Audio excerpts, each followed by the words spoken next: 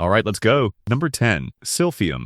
In the 6th century BC, the city of Cyrene on the Libyan coast began minting coins, not with the portrait of a god, not with a king's face, with a plant. A tall branched stalk with umbrella-shaped seed pods pressed onto both faces of their currency, repeated on every denomination for roughly 300 years. That plant was Silphium. It no longer exists. The last recorded specimen was presented to the Emperor Nero sometime around 70 C, a single stalk, brought as a curiosity, because the plant had become so rare it was already a relic. Pliny the Elder recorded the gift. He also recorded that it was, by that point, the only Silphium anyone had seen in living memory. A plant that had defined a civilization's economy for 6 centuries, reduced to a single specimen, given to an emperor as something interesting to look at, erased on purpose. In a sense. Just not the sense anyone planned. The Cyrenians who cultivated Silphium for those 6 centuries never committed the cultivation knowledge to writing. They kept it inside the city's agricultural class deliberately, because Cyrene's entire economic position depended on no one else being able to grow it. The plant apparently could not be transplanted. Attempts by Roman landowners to cultivate it in Italian soil failed completely. All the cultivation knowledge was held within Cyrene, by design. When Rome absorbed Cyrene in 96 BC and the city stopped functioning as an independent agricultural institution, the knowledge stopped being transmitted, not lost to war, not burned in a fire, dissolved through the collapse of the human network that held it, a network that had kept the information secret on purpose, and succeeded so thoroughly that when the network collapsed, nothing survived. Greek physician Dioscorides described Silphium's applications across at least a dozen medical conditions. Roman physicians used the resin as a contraceptive. The pharmacologist John Riddle at North Carolina State University spent a decade in the 1990s cross-referencing Roman medical texts with modern phytochemistry and concluded that Silphium was the most effective botanical contraceptive the ancient Mediterranean world possessed. The active compounds likely plant sterols, similar to those found in wild carrot and Queen Anne's lace, which have confirmed anti-implantation effects in modern pharmacological research. The gynecological text of Cyrenus of Ephesus, 2nd century C, records Silphium's use as a first trimester abortifacient and describes the dosing with clinical specificity. Here is where the standard account breaks down. The standard account describes Silphium's extinction as a simple market failure, consumed faster than it could regenerate. The same story as certain Atlantic fish stocks in the 20th century. But the Cyrenians had been harvesting Silphium for 600 years before it disappeared. They managed the supply well enough to build a city-state economy around it. That implies active management, active knowledge, active decision-making about harvest cycles. Then Rome absorbed the city, and within 2 generations the plant was gone. The Ferula genus, the botanical family Silphium most likely belonged to, contains roughly 180 species, several of which grow in the same Libyan coastal region. A 2001 survey published in Economic Botany examined 6 Ferula species from North Africa for the alkaloid profile described in Roman medical texts. None matched. None produced the compound spectrum associated with the contraceptive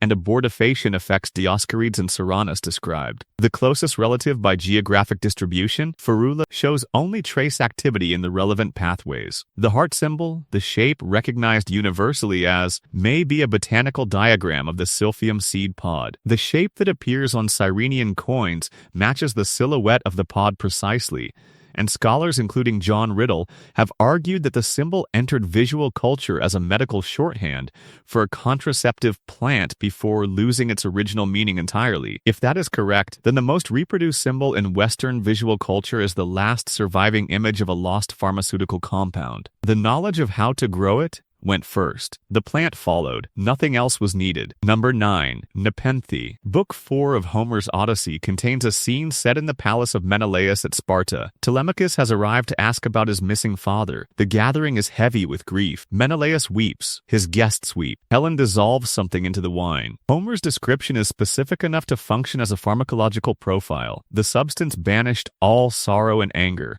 Anyone who drank it could not weep that day.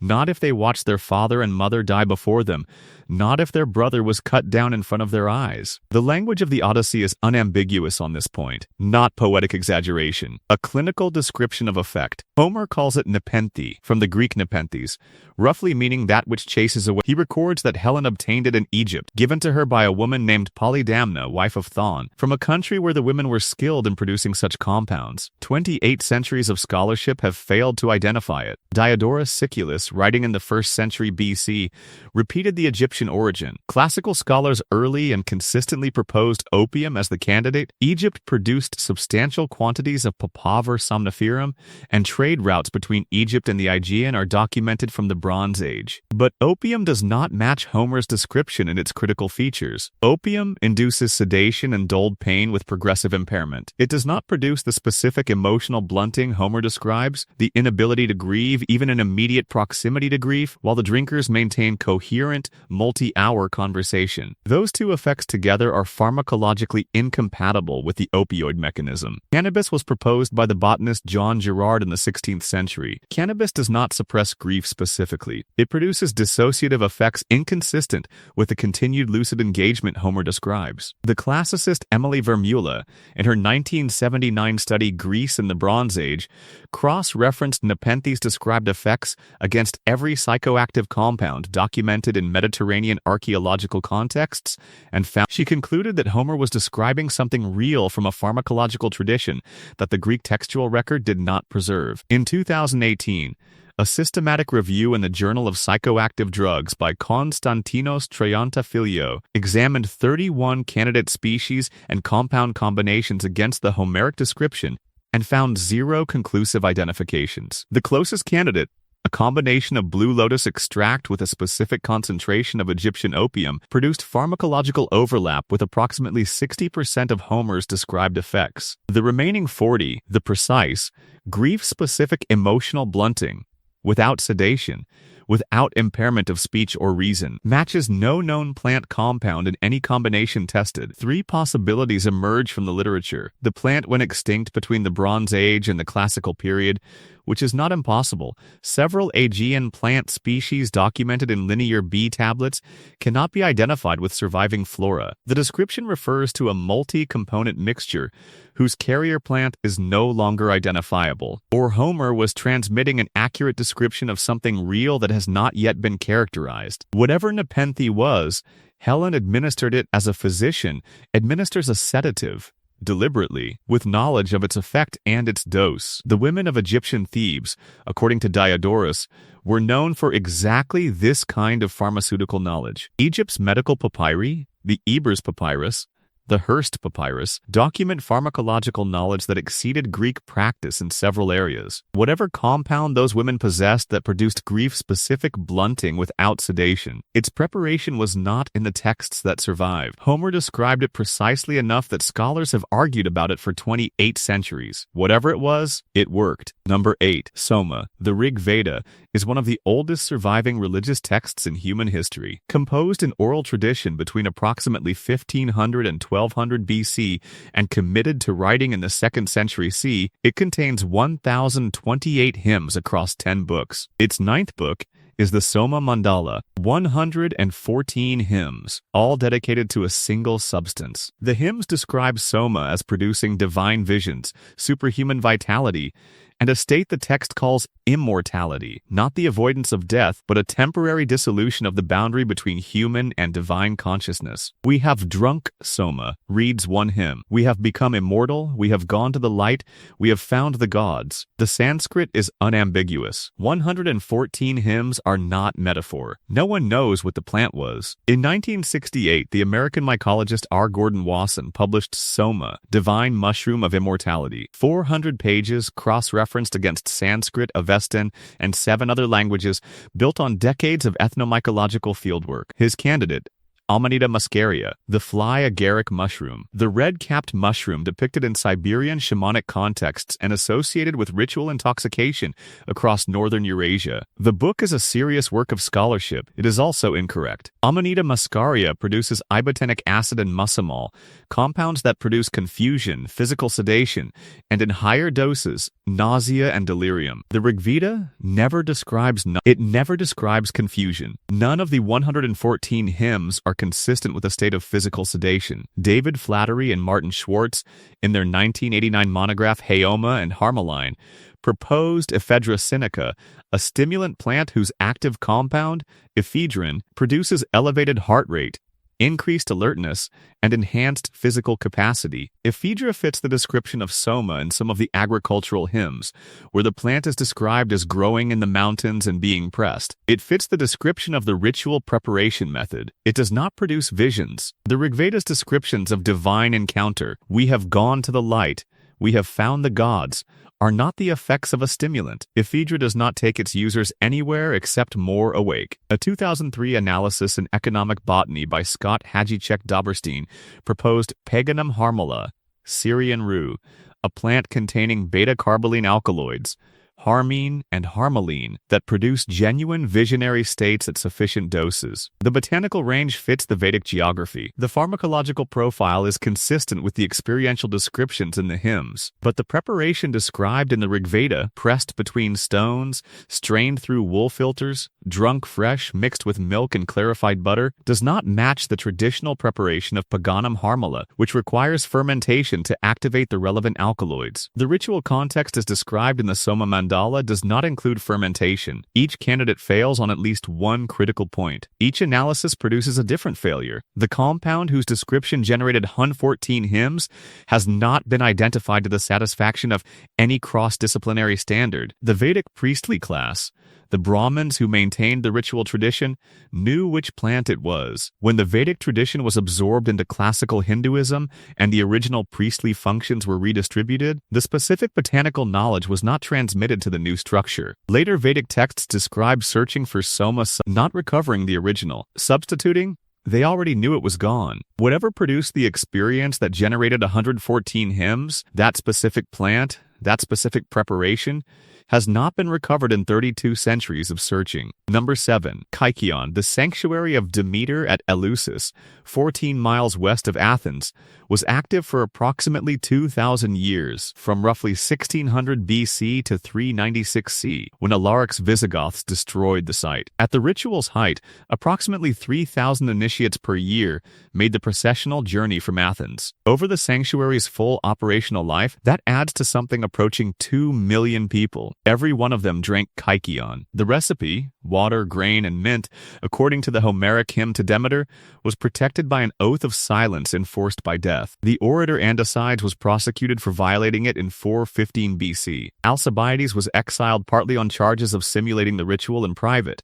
Not a single ancient source provides a complete description of what occurred at Eleusis after the drinking of kykion. Not in Latin, not in Greek, not in any recovered document across 2,000 years of the ritual's practice. The established scholarly view held that kykion was a symbolic drink, a mild grain preparation consumed as part of a ceremony whose transformation was produced by ritual architecture rather than chemistry. This interpretation dominated classical scholarship from the 19th century through the 1970s. In 1978, classicist Carl Ruck of Boston University, mycologist R.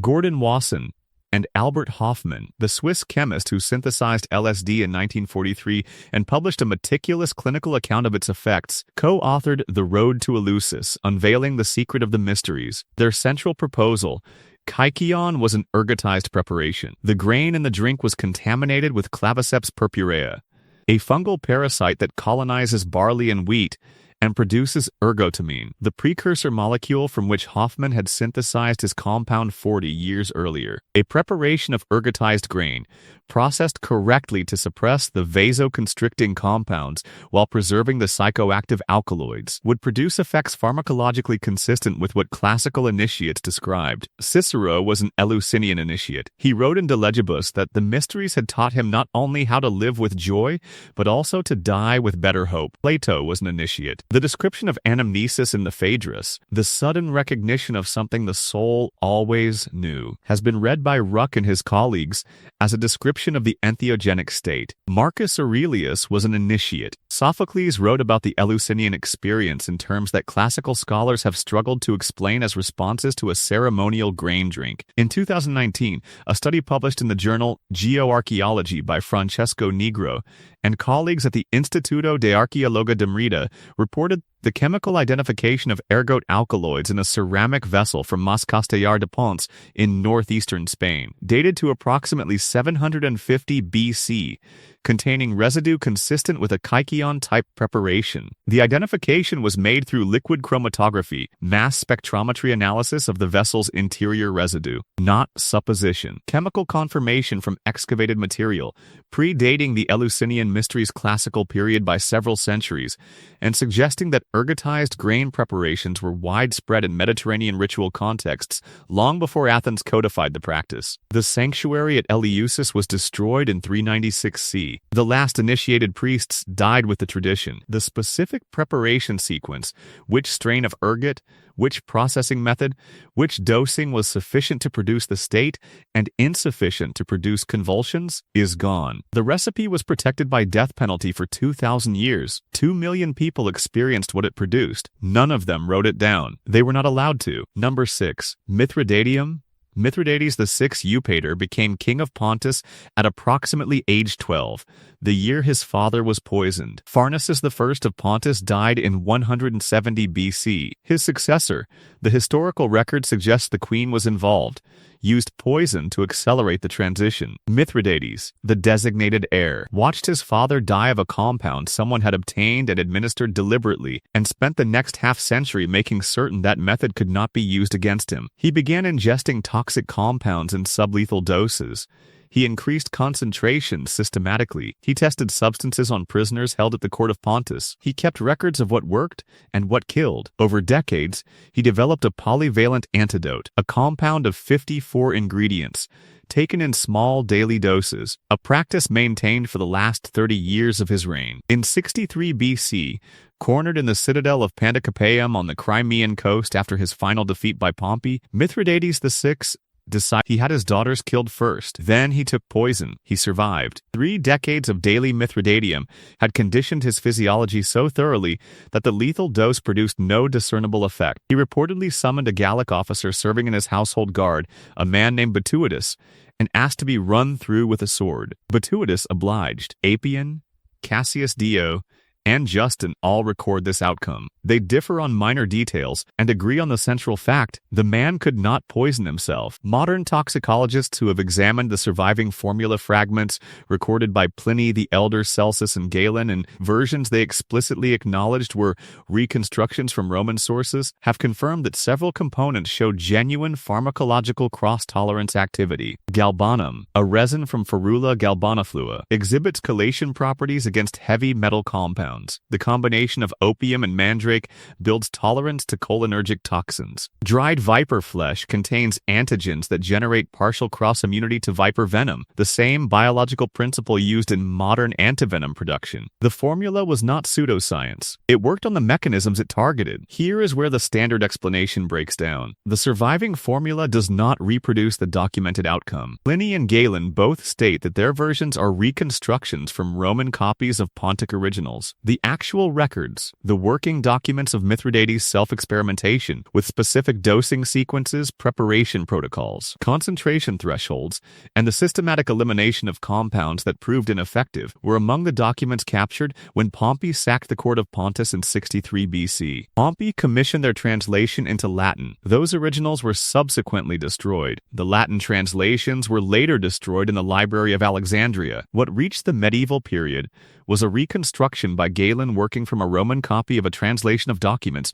already 1 generation removed from Mithridates' original protocols. The gap between what Galen recorded And what Mithridates actually developed is the gap between a formula and the 30 years of trial and error calibration that made it work completely. No reconstruction has ever produced documented immunization broad enough to make a lethal dose inert. He spent 3 decades calibrating the specific sequence. He succeeded so completely he could not die when he wanted to. The irony is the historical record, and whatever produced that specific outcome has not been recovered. Number 5. Aqua Tofana, Naples, sometime around 1630. A woman named Giulia Tofana, possibly born in Palermo, occupation listed as cosmetician in the trial documents, began distributing a clear, tasteless, odorless liquid in small decorated bottles labeled Manna di San Nicola di Bari, after the shrine of a Baroque period Neapolitan saint. It was not a cosmetic. Aqua Tofana, as the compound was later named by papal investigators, was associated with at least 600 deaths across 2 generations. Naples through the 1630s and 1640s, Rome from roughly 1650 to 1659. The victims were predominantly married men. The purchasers were their wives. The formula died in 1659 when Giulia Tofana was executed by the Papal States in Rome. She went to execution without providing the recipe. The women who testified at her trial either genuinely did not know the preparation or declined to describe it. The record does not distinguish between these possibilities. A papal investigation in 1659 collected testimony from more than 150 women who had received the compound. Their accounts are consistent on the delivery method: 4 to 6 drops administered in food or wine over the course of several weeks to months, not in a single dose, over time. The men who received it did not convulse. They did not hemorrhage. They did not display the acute toxicity that period physicians associated with intentional poisoning. They developed fever, intestinal distress, progressive weakness, and they died of what was recorded as natural wasting illness. Modern forensic reconstruction from period case records suggests arsenic trioxide as the primary agent, combined with lead acetate in a specific concentration ratio. The lead acetate, lead 2U acetate, known in the period as sugar of lead for its faintly sweet taste, served as a masking agent in the carrier solution, providing a mild sweetness that obscured the metallic character of arsenic. The likely addition of belladonna alkaloids produced the flushed skin, dilated pupils, and elevated skin temperature that physicians reading the patient attributed to fever. What distinguished Aqua Tofana from simply administering arsenic was the preparation that made this specific dosing sequence produce consistent results without triggering the acute toxicity that characterized arsenical poisoning at higher concentrations. The precise stabilization chemistry, the exact concentration ratios, the carrier solution that maintained potency across weeks, those specifics were never recorded in any document investigators located. In 1709, 50 years after Giulia Tofana's execution, an operator in Rome known as La Spara circulated what she described as a reconstruction of the original formula. 97 people died over the following months before papal authorities identified the source. La Spara was executed. Her formula was destroyed. 2 operations, 2 separate destructions. The women who built and operated the method across 2 generations went to execution without giving the preparation to anyone who would write it down. 600 dead. The precision that made that number possible is gone. Number 4. Fuego Chino. In 1044 CE, the Wujing Zongyao, Complete Essentials for the Military Arts, was completed for the Song Dynasty Emperor Renzong. Compiled by the scholars Zheng Gongliang and Ding Du, it is a genuine military encyclopedia. Its coverage of siege engineering, cavalry deployment, and naval tactics has been verified against Song-era archaeological and documentary evidence with reasonable consistency. Researchers use it as a primary source. It says what it says. The fire weapons section is different. Jack Kelly's 2017 analysis identified at least 4 formulas in the Wujing Zongyao that describe self-igniting incendiaries, compounds described as combusting spontaneously on contact with water or air. The text describes their effects. They ignited without a spark. They burned on water. They could not be extinguished by smothering. These are not generic descriptions of fire weapons. They are specific performance claims for a class of compounds that would represent a significant military advantage for any navy or siege force that possessed them. The key chemical agents in these formulas are listed by names that appear nowhere else in Chinese chemical literature of the period, not obscure synonyms that extended research eventually resolved. Designations that simply do not correspond to any identified compound in the Materia Medica tradition, or in any other Song-era technical text. Joseph Needham's continuators at Cambridge, in a 2011 study of Song military documents, advance the working hypothesis that these names are deliberate substitutions, code names, or fabricated terms inserted specifically to make the formula appear complete, while rendering it unreproducible by anyone outside the imperial apparatus that held the real compound designations. The naval incendiary section is present in 2 of the 6 surviving manuscripts of the Wujing Zongyao, and absent from the other 4. The 2 that contain it are identical. The absence in the remaining 4 is not damaged. No missing pages, no lacunae, no physical evidence of destruction. The manuscript evidence points to deliberate removal before distribution. A 12th century administrative annotation in 1 surviving copy records that the fire weapons section was reviewed and corrected by imperial order. Corrected. The Song Navy achieved documented results with incendiary weapons in engagements against Jurchen Jin forces in the 12th century that contemporaries described as fire spreading on water surfaces. The performance claims in the Wujing Zongyao are consistent with something that was actually deployed. The formula for whatever produced those results was extracted from the published text before it went out. The book exists. Anyone can read it. The self-igniting water-resistant formulas it describes, the ones the Song imperial apparatus decided should not be reproducible from the published text, are gone. Number 3. Greek fire. September 678 CE. The Bosphorus Strait. The Arab fleet of Caliph Muawiyah the Firmer, between 300 and 500 vessels by the estimates preserved in Arab and Byzantine chronicles, had been maintaining a naval siege of Constantinople for 7 years. They moved into the strait for a direct assault. Byzantine warships came out to meet them. Theophanes the Confessor, writing within living memory of the engagement, records that the Byzantine vessels deployed a device projecting liquid fire onto the Arab fleet. The fire landed on the water. It spread on the water. It continued burning on the water, not reduced, not suppressed, burning on the surface of the sea. The Arab fleet was catastrophically destroyed. Estimates from the Arab chroniclers run to several thousand dead. The siege broke. Muawiyah signed a 30-year truce and agreed to pay an annual tribute to Constantinople. The Arab naval advance into the western Mediterranean stalled for a generation. Byzantine historians, looking backward from later centuries, are explicit.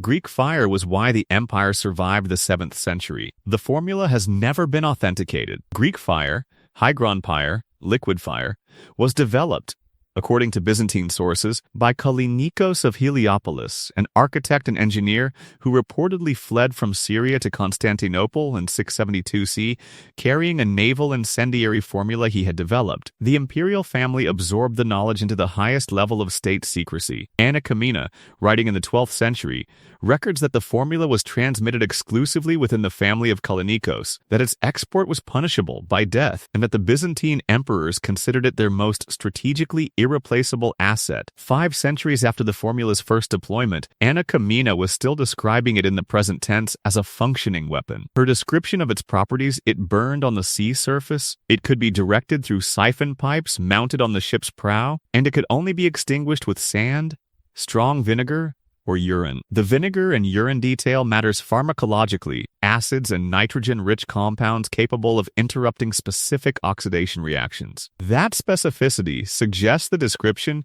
came from someone who had actually attempted to extinguish it. Modern reconstruction attempts have focused on calcium phosphide as the only commonly available compound that spontaneously ignites on water contact. A 2020 attempt by a team at the University of Athens tested 12 formula variants combining quicklime, sulfur, naphtha, calcium phosphide, and phosphorus compounds. Calcium phosphide produced spontaneous water ignition. It does not produce a liquid.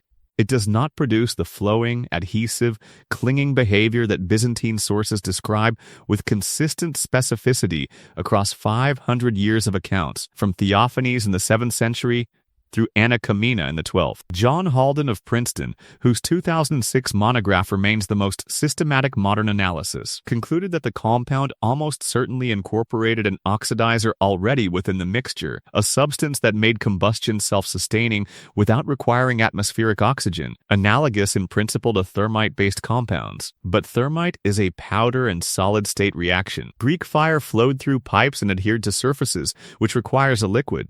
The formula was designed to die with the empire. Byzantine succession protocols governing the formula specified that it would be transmitted only within the Kalinikan family line, held only by the imperial household, and destroyed if the empire fell. When Constantinople fell to the Ottomans in May 1453, Byzantine historians record that the last keeper of the formula destroyed the documentation in the siege's final hours, following the protocol that had governed custody of the formula since 672 C. The destruction was not a failure of the system. It was the system working as designed. The 678 engagement was not the only time Greek fire determined the outcome of a major conflict. In 718 C, a second Arab fleet, assembled specifically to retry the assault on Constantinople after a 40-year reorganization, entered the Bosphorus and met the same result. Byzantine sources record that the Arab Admiral Leo of Tripoli's fleet was destroyed by Greek fire in the Sea of Marmara, with contemporary accounts describing burning ships drifting for days. The truce that followed lasted a generation. In 941 C, Byzantine ships armed with Greek fire intercepted the Rus fleet of Igor of Kiev in the Bosphorus, an armada of several hundred ships under the Norse-descended ruler of Kievan Rus. The Byzantine diplomat Liutprand of Cremona, writing within a decade of the engagement, recorded that the Rus survivors who returned home told their compatriots they had been attacked by Greeks who had lightning in their hands and threw it at them. Igor wrote a letter to his wife that survives in the Russian Primary Chronicle, in which he describes the Greek ships as carrying fire thrown from tubes. The Rus did not attempt a naval assault on Constantinople for 40 years. 3 separate naval powers, in 3 separate centuries, encountered Greek fire and recorded the same result. Their fleets were destroyed. The assault on Constantinople failed, and the empire survived to fight in the next century. 800 years of functional deployment. Not one authenticated reconstruction in 14 centuries of attempts. The substance that held the Eastern Roman Empire together by projecting fire onto seawater is gone by explicit design, and the design worked. Number 2. Vishakanya. The Arthashastra, composed by Kautilya, the chancellor of Chandragupta Maurya and the architect of the Maurya Empire's administrative structure, is approximately 6,000 verses covering statecraft, taxation, agriculture, law, military strategy, and foreign policy. Produced between roughly 300 and 150 BC and rediscovered in 1905 after nearly a millennium of loss, it is the most detailed administrative manual surviving from the ancient world. Its tax rates, irrigation protocols, and diplomatic classifications have been verified against Maurya period archaeological evidence with consistency that surprised the historians who first examined it. It describes a functioning state from the Chapter 14 of Book 14 describes Vishakanya, poison maidens. Young girls, some sources specifying the training beginning in infancy, administered incremental doses of venoms and toxic plant compounds over years in concentrations calculated to build tolerance without killing. The objective was a body whose natural secretions were lethal to others. The Arthashastra records this in the same register as agricultural drainage schedules. Not legend, not allegory. Procedure. The Vishnu Purana, the Mahabharata, and the Sushruta Samhita, the foundational text of classical Ayurvedic surgery, all reference Vishakanya as a recognized practice. The clinical passage in the Sushruta Samhita is particularly significant. It describes the symptoms produced in a person who has had contact with a Vishakanya with enough specificity that physicians were clearly treating such exposure as a recognized clinical presentation. Medical texts do not include clinical profiles of things they believe are mythological. Modern toxicology has confirmed that mithridiasis, tolerance development through graduated dosing, is real and measurable. The physiological mechanism the Arthashastra describes is pharmacologically sound. Compounds that are lethal in acute doses are survivable in graduated chronic exposure. The body's cytochrome P450 enzyme systems upregulate in response to repeated chemical stress. The Arthashastra's mechanism works. What was never recorded is the specific protocol. Kautilya describes what a Vishakanya was and how she was used in statecraft operations. He does not provide which compounds were used, in what concentrations, on what dosing schedule, or what the preparation of each compound required. The Arthashastra is specific about everything else it intends to be transmissible. The silence around the specific toxicology is not accidental omission. It is the same structure of knowledge protection visible across all the items on this list. The strategic information held separately from the published text, transmitted person to person within the apparatus that needed it, held in bodies and relationships rather than when the Maurya Empire contracted and the court intelligence apparatus dispersed after the death of Ashoka in 232 BC, the transmission network broke. The dosing protocol stopped being transmitted to new practitioners. No documents were needed because no documents had ever been made. The knowledge was biological, encoded in the physiology of the women who carried it, and in the relationship between those women and the practitioners who had trained them. When those relationships ended, the protocol ended. Whatever specific compounds and whatever preparation sequence produced a body lethal to contact, that chemistry is gone, because the people who built the system built it specifically around a structure that left nothing to find. Number 1. Cantarella, Rome. The final years of the 15th century. Rodrigo Borgia had held the papal throne as Alexander VI since August 1492. His son Cesare Borgia commanded the military and political operations of the Papal States. Between them, they administered ecclesiastical appointments, military contracts, marriage alliances, and, according to every major contemporary observer who left a record, who lived and who died among the Italian nobility. Johannes Burchard was the Vatican's master of ceremonies from 1483 to 1506. He kept a diary, the Diarium, recording dates, events, audiences, and ceremonies in the flat, careful register of a bureaucrat whose professional function was to observe without editorializing. It is the closest thing to a contemporaneous administrative record of the Borgia period that survives. Between 1501 and 1503,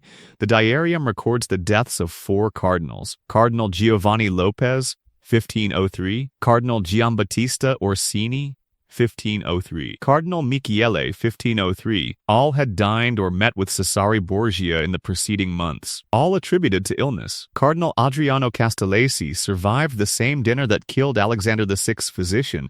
Burchard records the night in question in October 1503, and left Rome immediately afterward, recording in his own letters that he believed he had been poisoned. The Venetian ambassador's diplomatic reports to the Senate, preserved in the Archivio di Stato di Venezia, include a passage in which the ambassador records that Alexander VI had described privately a method of producing death that appeared as illness, not attributed to rumor, attributed to a conversation. The ambassador was writing for the Republic's intelligence archive, not for theatrical effect. Marino Sanudo, the Venetian diarist, recorded in 1503 that in the hours following Alexander VI's death, the body blackening and swelling with unusual speed, the features reportedly unrecognizable within a day. A casket of white powder was found in Lucrezia Borgia's apartments by agents of Giuliano della Rovere, who would become Pope Julius II within weeks. Sanudo was drawing on Venetian intelligence contacts in Rome. He is specific about the casket. Francesco Guicciardini, writing in his History of Italy within living memory of the Borgia period, describes the method as white powder dissolved in wine, producing death over days to weeks through progressive organ failure, mimicking natural illness. The compound most consistent with all of these accounts is arsenic trioxide combined with phosphorus in a specific carrier solution. Arsenic trioxide is colorless and substantially odorless at the concentrations described. Phosphorus in the preparation would serve as an oxidation accelerant, increasing the compound's metabolic disruption without changing its sensory properties. The progressive organ failure description in Guicciardini matches the known clinical progression of chronic arsenical poisoning. The speed of Alexander VI's own decomposition, extensively remarked upon by multiple witnesses, is consistent with systemic arsenical overload, which disrupts cellular ATP synthesis and can accelerate post-mortem tissue breakdown. The implication that Alexander VI may have been killed by his own compound through a shared wine glass at the same dinner that incapacitated Cardinal Castellesi is documented speculation, not confirmed history. But the witnesses who described the body in the hours following his death were not describing a normal papal death. Francesco Guicciardini lists the suspicious deaths attributable to the Borgia household during Alexander VI's pontificate at more than a dozen. The pattern Burchard recorded across the 4 cardinals: contact, short interval, attributed illness, death, repeats. The Venetian dispatches contain multiple references to deaths following Borgia meals across the period 1492 to 1503. The documentary record is not thin. Cardinal Giambattista Orsini's case is worth examining specifically. Orsini had been vocal in his opposition to Cesare Borgia's expansion into Romagna. His arrest in January 1503 on charges that contemporaries described as politically motivated was followed by his death in February. 3 weeks after his arrest, while held in the Castel Sant'Angelo. Burchard records the death without comment. The Venetian dispatches record that Orsini's family was simultaneously pressured to transfer properties to the Borgia household, and that the pressure stopped immediately after Orsini's death. Cardinal Lopez died in August 1503 after a dinner with Alexander VI. Cardinal Michele died in April 1503. Leaving a substantial estate that was absorbed into papal finances. The pattern the historians Gregorovius and, later, Sarah Bradford documented across the 1501-1503 period is one of death following contact with the Borgia household at moments when property transfer or political opposition made death convenient. The timing is the argument. Not one death proves the case. The sequence of them, spread across a 2-year period, coordinated with specific political objectives, recorded by independent diplomatic observers in Venice, does. Whether the formula was destroyed by Cesare Borgia himself as his family's position collapsed in 1503, or seized and destroyed by Giuliano della Rovere, who became Julius II with unusual speed, and who had every institutional reason to ensure that the instrument of his predecessor's political program could not be examined, is not established. Cesare Borgia died at Viana in Navarre on March 12, 1507, 31 years old, unhorsed in an ambush by Spanish knights on a hillside outside the town, killed by lance wounds. He made no recorded final statement. He left no testament regarding the compound. The secretaries, physicians, and household staff who had worked alongside him in the Papal States were dispersed or dead within years of the 1503 collapse. The casket of white powder Sanudo described vanished from the record entirely, either destroyed by Della Rovere's agents or lost in the chaos of the interregnum between Alexander VI's death and Julius II's election. No authenticated formula for Cantarella has ever been found. Not in the Vatican archives, not in the Borgia family papers, not in any Italian state archive, not in any private collection. 5 centuries of searching by historians who had every reason to find it. The compound that may have determined which men held the papal throne during the decades when the modern Italian state was taking shape, that was described by ambassadors and diarists with enough clinical detail that every cardinal in Rome took precautions before dining with the Borgia household, is gone. Not suppressed, not sealed, not waiting in an archive. Cesare Borgia died in the mud at Viana, and whatever he knew about the formula went into the ground with him. 5 centuries have not recovered it, and they will not. The pattern across all 10 is identical. Each substance was held by a small group of custodians who either chose to destroy it or allowed it to die through the collapse of the structure that transmitted it. The Byzantine emperors who built Greek fire's custody into the imperial succession and made the formula's survival contingent on the empires. The Eleusinian priests who enforced death as the penalty for disclosure for 20 centuries. The practitioners who kept the Viscicania dosing sequence in human bodies rather than texts. Julia Tofana, going to execution in Rome without a word about what she had made. Some of these destructions were institutional, planned from the beginning, with succession protocols and custody rules and explicit provisions for the formula's death if the controlling institution fell. Some were individual decisions made by people whose names we know, an unnamed song official correcting the fire weapons section before distribution, Cesare Borgia dying without a confessor on a Navarrese hillside. Some were the chaos of collapse, the agricultural knowledge of Cyrene dissolving when the city stopped existing as an institution, the Soma tradition breaking when the Vedic priestly class dispersed. What connects them is the calculation, sometimes strategic, sometimes desperate, sometimes simply structural, that the formula's value was inseparable from its controlled scarcity, that the moment the knowledge could be copied and distributed, it stopped being leverage and started being a vulnerability. That calculation has not changed. It is made in laboratories right now, in classified archives, in the minds of individual researchers and military engineers who hold things that have not been written down and may not be. The logic that governed these 10 destructions is the same logic that governs decisions about what gets published and what does not. The silence where a formula used to be is not an absence. It has a shape, and some of those shapes looking across these 10 cases are very large. If you want to see more videos like this, click the video on screen now and make sure to subscribe